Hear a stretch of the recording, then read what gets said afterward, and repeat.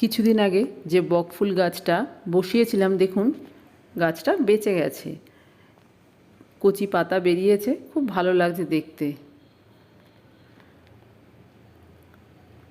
এখানে দেখুন লেবুটাও কিন্তু বেশ বড় হয়ে গেছে। এটা কিন্তু গন্ধরাজ লেবু, মানে লেবুটা থেকে কিন্তু গন্ধরাজ লেবুর মতো গন্ধ বেরোচ্ছে, কিন্তু গন্ধরাজ লেবু একটু লম্বা হয়, এই লেবুটা একদম গোল। জানি না কী লেবু হবে।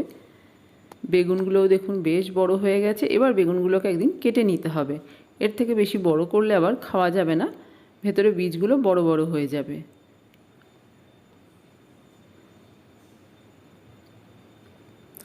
কিছুদিন আগে আপনাদের আদা গাছ দেখিয়েছিলাম, দুটো আদার টুকরো পুঁতেছিলাম, তার থেকে একটা গাছ বেরিয়েছে। এবার দেখুন আরও একটা গাছ বেরিয়ে গেছে।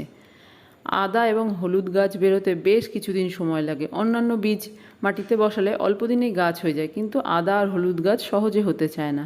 লাউ গাছটা দেখুন ঝুলে গেছে, এটা একটা দড়ি দিয়ে একটু ওপরের দিকে বেঁধে দিতে হবে, তাহলে ভালো মতো গাছটা বেড়ে উঠবে। একটু দড়ি নিয়ে বেঁধে দিচ্ছি। দেখুন গাছটা বেঁধে দিয়েছি, এই পাতাটা উল্টে গেছে, এটা আর ঠিক করতে পারছি না। যাই হোক, বেঁধে দিয়েছে। এবার আশা করি ওপর দিকে গাছটা উঠতে পারবে আর বড়ও হবে খুব তাড়াতাড়ি।